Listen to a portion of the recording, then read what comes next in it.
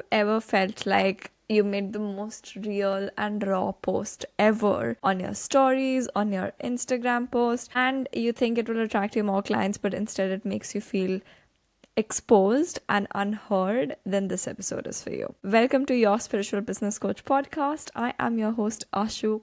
I am the coach for light leaders ready to own their fierce self expression and build audiences that trust you with their eyes closed. We do this by integrating feline energy, which helps you birth match made in heaven offers and whisker licking good marketing.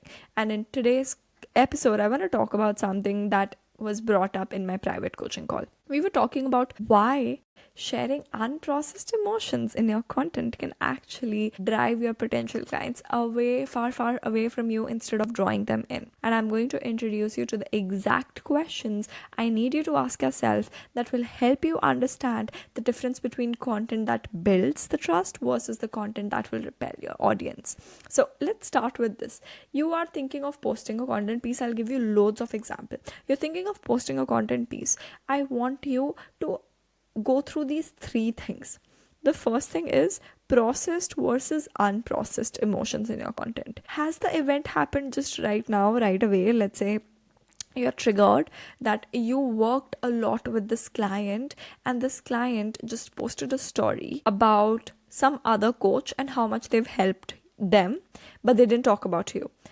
That event has just happened. You are just triggered right now. Are you creating content in the heat of the moment, being reactive, venting out, instead of a processed place where you have reflected after healing and you're offering wisdom and the lesson that you've learned? So if you're still emotionally activated by an experience, your audience will sense it, and instead of seeing it as a guide, like you are being a guide to me, they will see it as being the sense of energy draining. So because content does carry energy, by the way, so if you're consuming the content that is created from that space, the audience is going to be burdened with that emotion.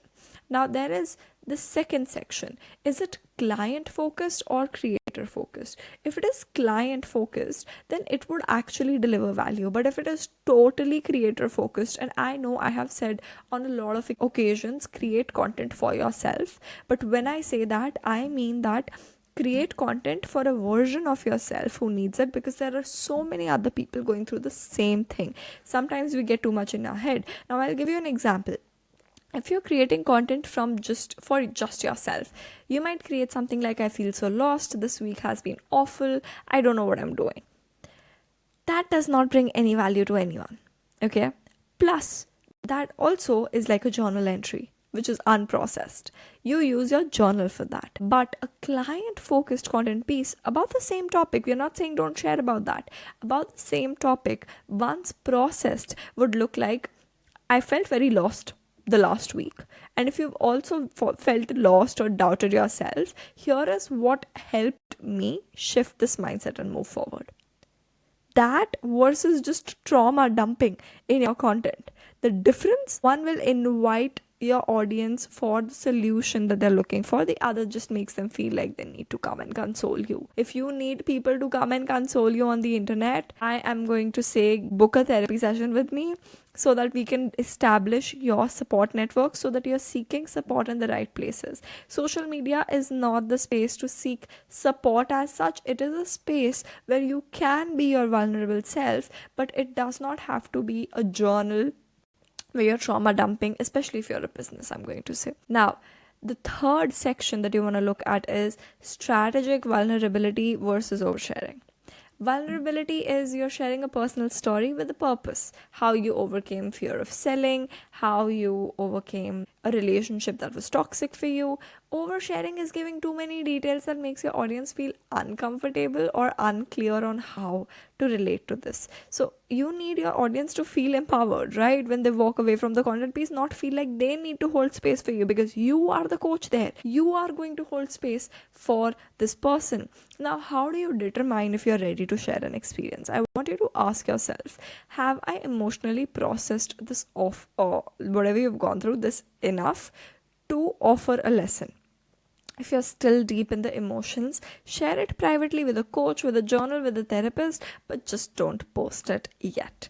Now, the potential consequences of sharing unprocessed emotions is it will create very discomfort, like a lot of discomfort for your audience. It shifts your brand from authority to an emotional support system. What people on the internet, you will see a lot of coaches say this, how to not create dear diary content, because that's what you're doing. This is the dear diary content they're talking about, by the way. And it might attract people who are struggling, not people who are ready to invest, just people who are like, yeah, I am also struggling with this, and hi, could I get a discount? And you have now more stuff to deal with. That'll make you feel worse.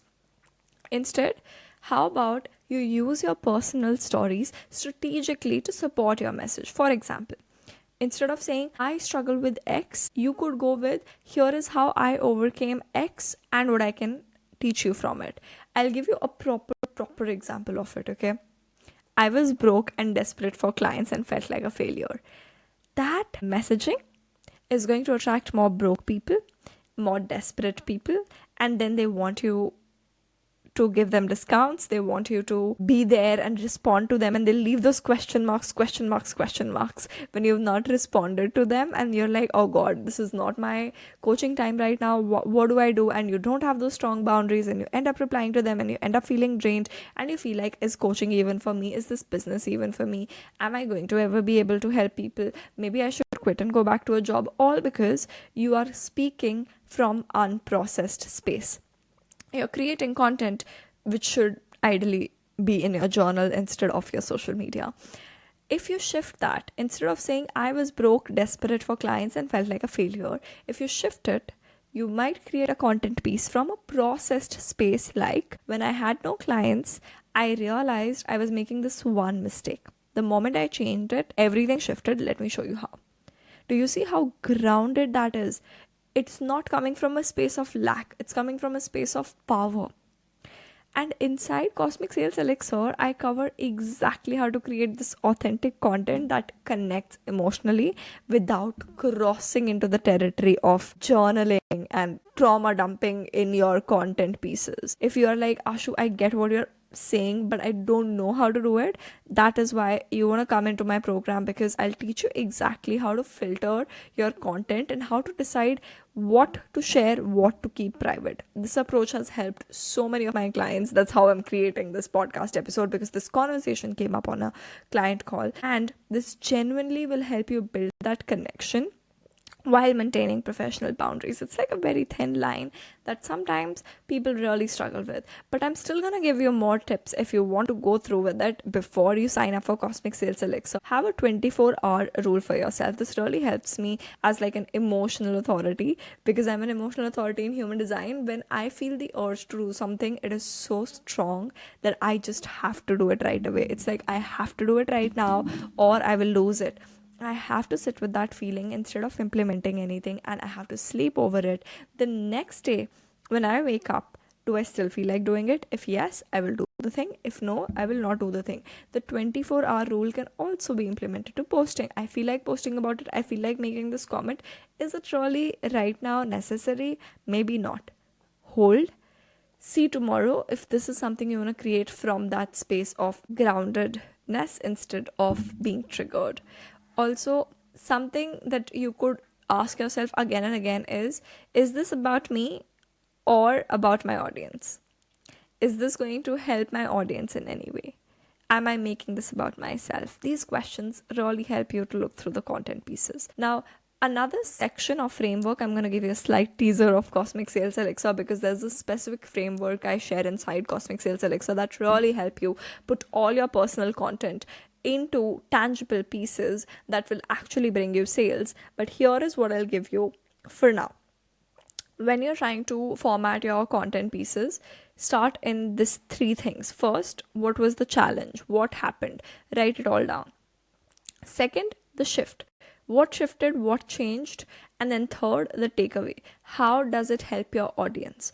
These three things, when you connect them, it really helps you go on and create a content piece which is processed emotionally, helps your client, and is strategically positioned to get you sales. These are the three important things you want to look at when you're creating content. Now, if you want to get more into it, if you want to learn more about how to create content that is processed emotionally, and how to add the chocolate sauce to your vanilla content so that people you are attracting are actually people who are saying, take my money, I need to work with you right now, then you need to DM me Elixir on Instagram, or look through the details in the description. In the show notes, there is going to be a link to Cosmic Sales Elixir. Go through the waitlist is over, go through the page, go through the sales page, go through the details, and see if this is something that's resonating with you, because this is a program I have created specifically for spiritual entrepreneurs, or entrepreneurs who are spiritual, who have not resonated with any other content courses out there. I know you've taken a lot of courses out there that is like, create educational content, create this, create that, this is how you're supposed to do it, but nothing makes you feel grounded, nothing makes you feel like you got a hang of it. It still feels like you're clueless when it comes to content ideas. Then this is the program you want to step into, because spiritual entrepreneurs need to be taught differently, and those needs are not accommodated in regular programs, and that is why I created Cosmic Sales Elixir.